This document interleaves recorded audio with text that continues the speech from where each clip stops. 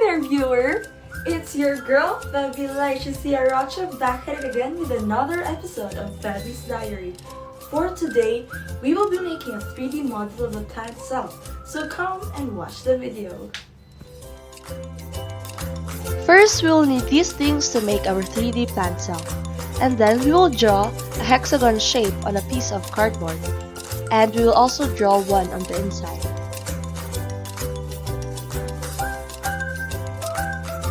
After drawing, we'll now cut it using our cutter. First, we need to cut the outside hexagon. Next, we will now cut the inner hexagon, and it will serve as a base of our plant cell.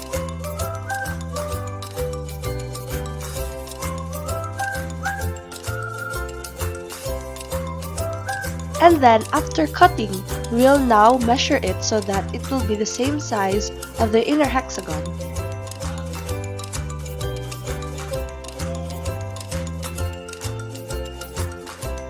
And of course, we need glue to put it all together. We need to make sure that it is all pasted properly so that nothing can fall off. Ta-da! And there you have it, the base of our plant cell. Next up, we are gonna draw the different parts of the plant cell on a piece of cardboard. As you can see, I am trying to draw here in the best way that I can, so please excuse my mistakes.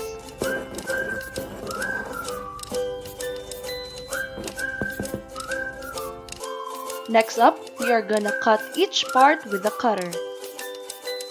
And this is the part where I struggle the most, but it's all worth it. Cut, cut, cut!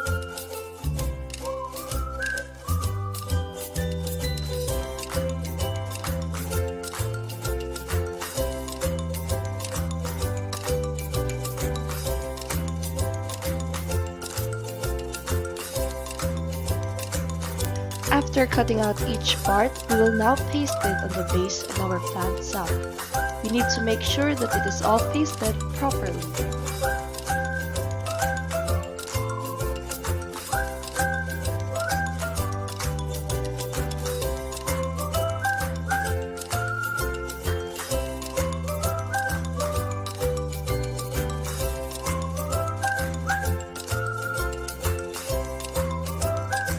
I added details and doubled up some parts to make it look more 3D. Next, we are going to use paper mache, which is composed of tissue, glue, and a bit of water. This really helps in making all the parts of my plant cell 3D looking. I am now covering each part with paper mache so it will look 3D and it will be easy to paint it over.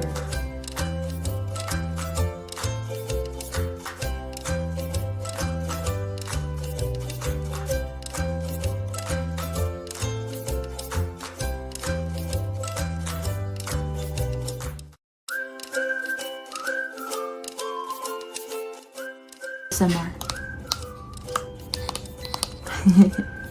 So let's go painting. HBW back naman. Now here comes my favorite part, the painting. I first painted the vacuole color green and followed by the other parts.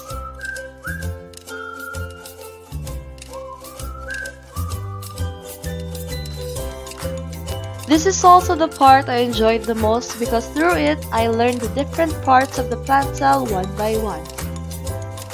Later in the video, I will be going to explain the functions of each part, so stay tuned! And there you have it! I am now painting the plasma membrane color green, after I painted the cell wall color yellow. Hey guys! It seems like we are finally done with our plant cell. Would you look at that? I have spent like 5 hours making this, I think. It's night and yeah, for the vlog. So let's just do a quick montage, and after the montage, we will be explaining every part.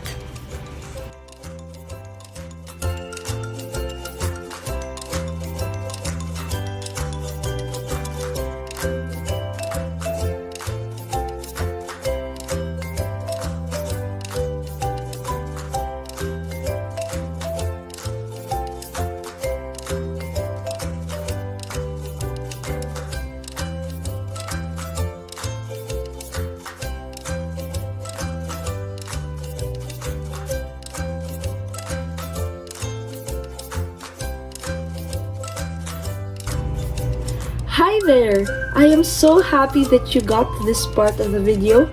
That means you really want to learn. Now I am going to explain each part of the plant cell. First, we have the cell membrane. This is the cell membrane, this green part or paint here.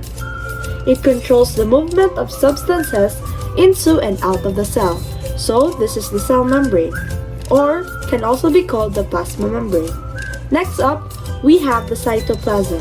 The cytoplasm is this yellow part here, all the yellow paint inside the cell. That is the cytoplasm. It is a jelly-like substance where chemical reactions happen. Next up, we have the nucleus. The nucleus is this noticeable red structure here. It carries genetic information and controls what happens inside the cell. That is the function of the nucleus. Inside the nucleus, this violet structure here, it is the nucleolus. It makes ribosomal subunits from proteins and ribosomal RNA. It then sends the subunits out to the rest of the cell where they combine into complete ribosomes. That is the function of the nucleolus.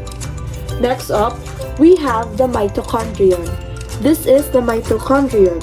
This orange structure here, and we also have another one here. The mitochondrion is the place or the part where most respiration reactions happen. Next up, we have the vacuole. The vacuole is the most noticeable part of the plant cell. As you can see, it is the largest part and it is in the center, and it is color green. It contains a liquid called cell sap which keeps the cell firm. So this is the vacuole of the plant cell, as you can see. Next up, we have the cell wall. The cell wall and the plasma membrane is not far from each other, as you can see. Here they are. This is the plasma membrane, and this yellow paint here beside the plasma membrane is the cell wall. It is made of a tough substance called cellulose, which supports the cell. That is the function of the cell wall.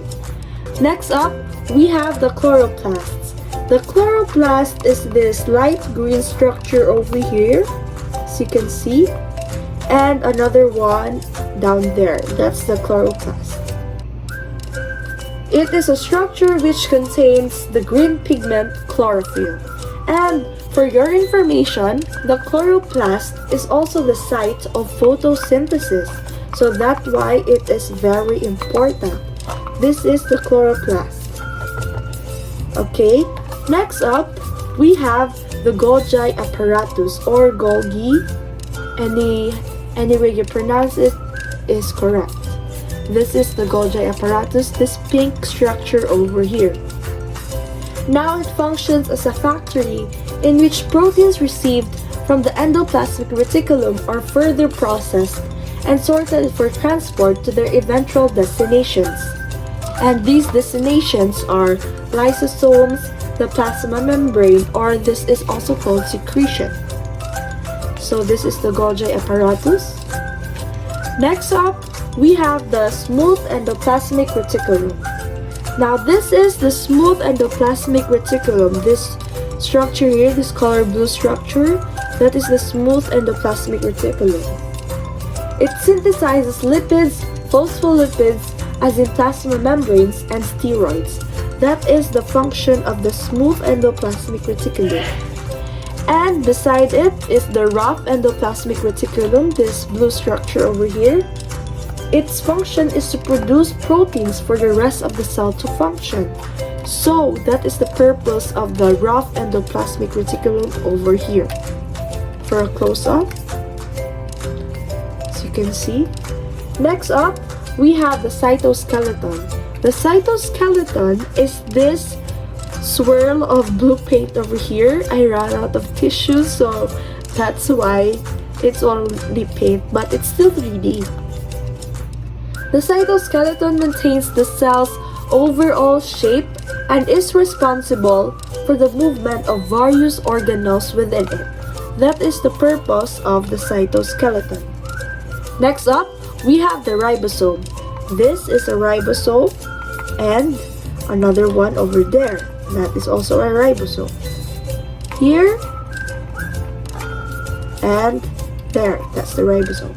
The ribosomes are responsible for synthesizing the proteins in all cells by a process called translation. So that is the purpose of the ribosome. That's it for the functions of each part of the plant cell. I hope you learned something. Hi there, viewer! I am so happy that you got to the end of this very short vlog. I hope that you learned something from this very special episode of Febby's Diary. Till the next one, bye!